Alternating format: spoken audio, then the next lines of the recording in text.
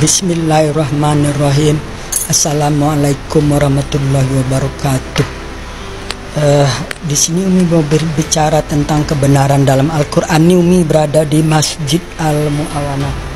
Umi sudah berada di masjid ini dari jam 11:30, menunggu sampai asar sambil membaca Quran, memahami terus menerus. Hidup Umi seperti itu. Ini bisa dilihat ayat 101 sampai dengan 104 surat Bani Israel atau surat Al-Isra atau surat ke-17. Karena gengsi dong kalau bilang surat Bani Israel. Dari kecil Umi diajarkan Buya di Sumatera Barat itu surat Bani Israel, dan pernah juga belajar ngaji di Jambi surat Bani Israel. Gengsi surat Al-Isra atau surat ke-17 ayat 101 dan sampai 104. Di situ Allah memerintahkan Musa atau Moses untuk membawa Bani Israel menyeberang dari Mesir. Maka sampailah di suatu tempat di tanah terjanji itu. Di situ Allah berfirman di ayat 104-nya. Allah berkata bahwa disinilah negerimu, disinilah kamu tinggal sampai kamu dibangkitkan nanti kembali di tempat yang berbeda-beda. Maksudnya mungkin karena perkawinan atau karena merantau atau karena datang ke Indonesia atau ke Amerika gitu. Nah, Umi cari ayat-ayat tentang Palestina, tentang Palestina nggak ada. Udah bertahun-tahun, puluhan tahun. Mau bertanya kemana? Karena perserikatan benci Yahudi itu sudah diajarkan sejak orang Islam itu masih kecil. Dan ini tidak ada di Quran ini ayat tentang kebencian, tapi orang yang membenci punah emang ada. Inna syani'aka huwal abtar. Oleh karena itu, jangan pernah berharap bahwa Israel itu akan kalah. Ingat tanggal 7 Oktober dia diserang tanpa sebab dan sampai korban 1.400 orang. Umi kira bangsa manapun, orang manapun, kalau diperlakukan seperti itu oleh Hamas itu adalah organisasi di dalam tubuh Palestina itu sendiri, organisasi garis keras, organisasi teroris kalau boleh dikatakan, dan tak segan-segan membantai kaumnya sendiri juga sesama Islam. Sudah banyak bukti.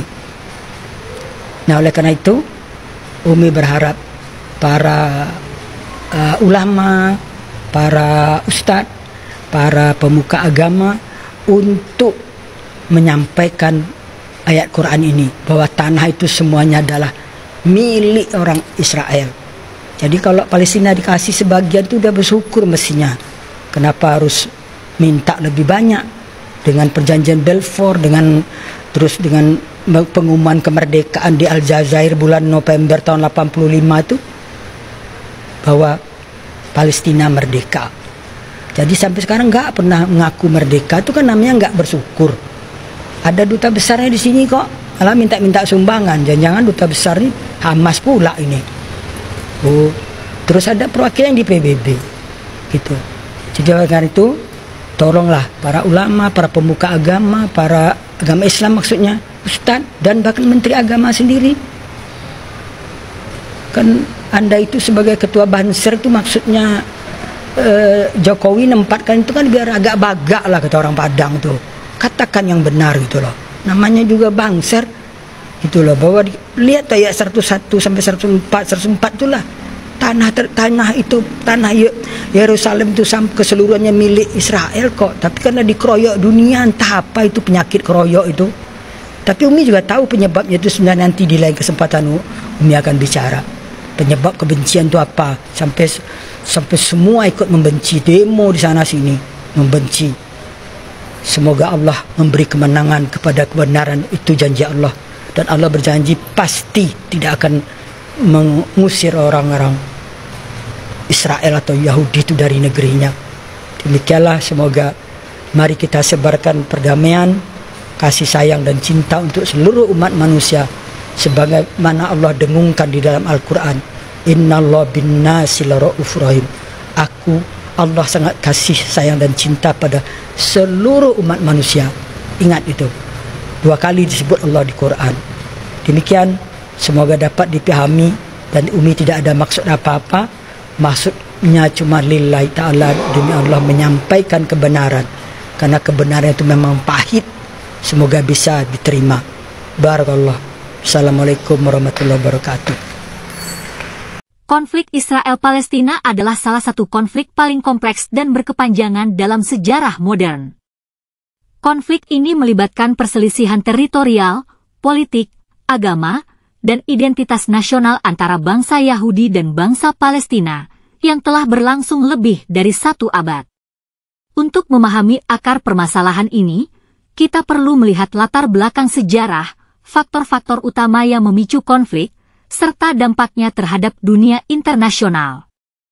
Konflik ini berakar dari perselisihan antara 2 kelompok yang mengklaim hak atas wilayah yang sama, terutama di tanah Palestina, wilayah yang kini mencakup Israel, tepi barat, dan jalur Gaza. Palestina mengklaim hak atas tanah yang mereka tinggali selama berabad-abad. Israel mengklaim tanah tersebut berdasarkan sejarah dan janji Tuhan kepada bangsa Yahudi dalam Alkitab. Yerusalem adalah kota suci bagi Yahudi, Kristen, dan Muslim. Israel menganggap Yerusalem sebagai ibu kota abadi mereka. Palestina ingin Yerusalem Timur menjadi ibu kota negara mereka. Konflik Israel-Palestina bukan sekedar pertikaian antara 2 bangsa, tetapi juga melibatkan faktor sejarah, agama, politik, dan ekonomi. Upaya perdamaian tetap menjadi harapan, tetapi hanya bisa terwujud jika ada kehendak untuk berdamai dari kedua belah pihak. Dampak global dari konflik. Kemanusiaan ribuan nyawa telah hilang, terutama dari warga sipil. Pengungsi Palestina masih tersebar di berbagai negara. Politik konflik ini mempengaruhi hubungan diplomatik di Timur Tengah dan dunia Barat. Ekonomi ketidakstabilan politik berdampak pada perdagangan dan investasi di kawasan. Keagamaan Yerusalem sebagai kota suci sering menjadi pusat ketegangan antaragama. Dunia berharap akan solusi yang adil dan damai, agar rakyat Israel dan Palestina bisa hidup berdampingan tanpa ketakutan dan penderitaan.